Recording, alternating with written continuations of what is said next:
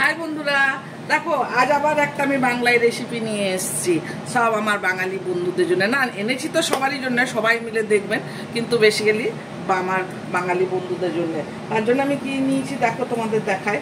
এই যে দেখো, আম কেটে নিয়েছি, আম, আর এই যে পোস্ত নিয়েছি, এই যে পোস্ত নিয়েছি, আর এই যে শুকনো লঙ্কা আর পাঁচফোড়ন।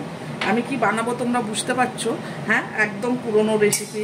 আগে মারা সব বানাতো বাড়িতে, মা কাকিমারা সব বানাতো, তো সেই একটা আজ আমি বানাবো রেসিপিটা।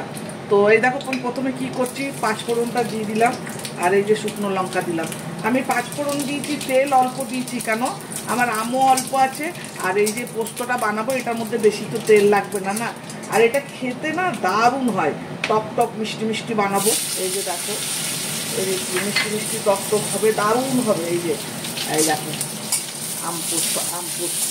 তাই আমি ভাবলাম তোমাদের সাথে ওইটা শেয়ার করি। এখন গরমের দিনে কিছু তো খেতে ভালো লাগে না, তাই আমি ভাবলাম একটু এই যে কিছু খাট্টা, যেমন আমরা চাটনিটা খাই খাট্টা মিঠা, ভালো লাগে খেতে, তো এই পোস্তটাও এরকম খাট্টা মিঠা হবে, খেতে ভীষণ ভালো লাগবে। তাই আমি এই রেসিপিটা তোমাদের সাথে নিয়ে আসলাম। আমাদের বাড়িতে তো খুবই হয় এইটা, তো তাই আমি ভাবলাম যে আমি কখনো কখনো বানাই, সবসময় যে বানাই তা না, চাটনিটাই বেশি বানাই। আজ আমার ইচ্ছে হলো যে না চলো আজ আমি এইটা বানাবো আর তোমাদের সাথে শেয়ার করবো, তাই আমি এই রেসিপি। আর এটা বেশি টাইমও লাগবে না, কিছুই না। এটা কিন্তু আমি বেশি ভাজবো না আমটা, কেন বলো তো?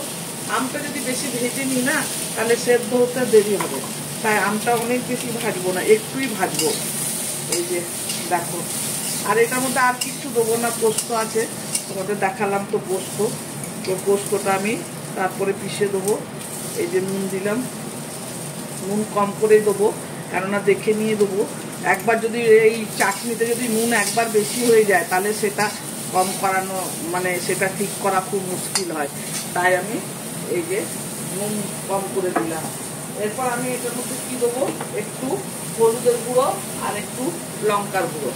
এই যে আর কিচ্ছু লাগবে না, এই যে সামান্য একটু হলুদের গুঁড়ো আর এই একটু লঙ্কার গুঁড়ো।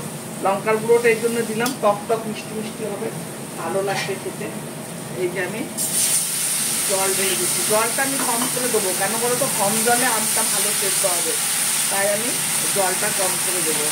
এখন আমি এটা ঢাকা দিয়ে দেবো সেদ্ধ হতে, তারপরে আমি তোমাদের কাছে আবার ফিরে আসছি, ততক্ষণে পোস্তটাও পিষে নিয়ে ফিরে আসবো। এই যে আমটা সেদ্ধ হয়ে গেছে একদম ভালো করে। এরপর আমি এটার মধ্যে চিনি দিয়ে দেবো। এইটা আমার তোতাপুরি আম ছিল, কিন্তু তোতাপুরি আম হলে কি হবে, যখন চাটনি বানাবে তখন জানবে অনেক চাটনি লাগবে, বুঝতে পেরেছো তো? চিনি লাগবে, তো আমি এই যে চিনি দিয়ে দিলাম। আমি এবার মিষ্টিটা দেখে তারপরে চিনি দেবো, দাঁড়াও আগে বা দেখে নিই মিষ্টি কেমন হয়েছে। একটু টক টক মিষ্টি মিষ্টি ঝাল ঝাল হবে, তো খেতে ভীষণ ভালো লাগবে। প্রচুর টক, আরও লাগবে চিনি, এই যে আর একটু লাগবে।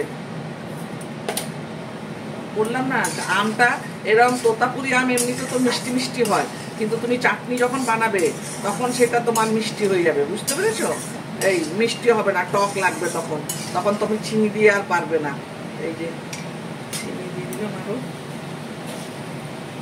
আরো দিয়ে দিলাম, বেশি করে দিতেই হবে, কেননা না তো টক লাগবে, বেশি টক লাগলে তখন আর ভালো লাগবে না। এই যে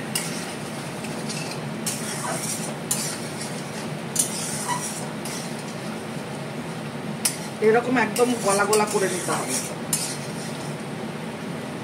চিনিটা গলে গেলে আমি এই যে পোস্তটা পিষে রেখেছি দিয়ে দেবো। এই যে পোস্তটা পিষে রেখেছি, এবার এটা দেবো। পোস্তটা দিয়ে পরে আমি সাথে সাথে গ্যাসটা বন্ধ করে দেবো, না তো পোস্তটা কেটে যাবে, তখন ভালো লাগবে না খেতে।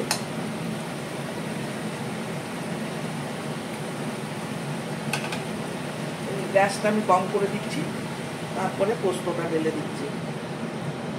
এই যে পোস্তটা ঢেলে দিই, দেখো খুব সুন্দর লাগে গরমে খেতে, একটু ঝোল ঝোল মতো বানাবো, খেতে ভীষণ ভালো লাগবে। এই যে দেখো একদম, কেননা বেশি ফোটাবো না পোস্তটা দিয়ে, বেশি ফোটালেই ওইটা কেটে যাবে, কেটে যাওয়ার চান্সেস থাকবে, তাই এই যে দেখো একটু জল দেবো, তাহলে একটু পাতলা পাতলা হবে, তাহলে চুমুক দিয়ে খেতে পারবো। তো একটু জল দিয়ে দিলাম। এই যে আম পোস্ত তুমি বাটিতে করে নিয়ে চুমুক দিয়ে খাবে, ভীষণ টেস্ট লাগে, ভীষণ। আর তোতাপুরি আমে কি না, এই তো এই যে ভিতরে ছিবড়েটা ভালো তো হয়নি না, একদম কম থাকে না, তাই না তো ছিবড়ে থাকলে ওইগুলো চুষে চুষে যেমন আমরা খাই ভালো লাগবে। এরপর আমি গ্যাসটা বন্ধ করে দেবো, না তো পোস্তটা কেটে যাবে। এই যে হয়ে গেছে, আমি তোমাদেরকে দেখাবো প্লেটে ঢেলে নিয়ে। এই যে দেখো আম পোস্ত রেডি হয়ে গেছে, এই যে বাটিতে করে নিয়ে এবারে খেতে হবে। দেখাই, দাঁড়াও চামচ দিয়ে। এই যে দেখো চামচ দিয়ে তুলে এই যে ভাতের সাথে খেতে হবে আম পোস্ত। তোমাদের কেমন লাগলো রেসিপিটা অবশ্যই কমেন্ট করে বলবে, আর যদি ভালো লাগে তাহলে লাইক করে দেবে, আর বন্ধুদের মধ্যে শেয়ার করে দিবে। আর যদি যারা নতুন বন্ধু যারা দেখবে তারা সাবস্ক্রাইব করে দেবে। আমি এমনি এমনি কিছু রেসিপি নিয়ে আসবো তোমাদের কাছে। তো এখনের জন্য আমি যাই, আবার পরে আসবো তোমাদের কাছে আরেকটা কোনো নতুন ভিডিওর সাথে, আর তোমাদের সাথে দেখা হবে। বাই।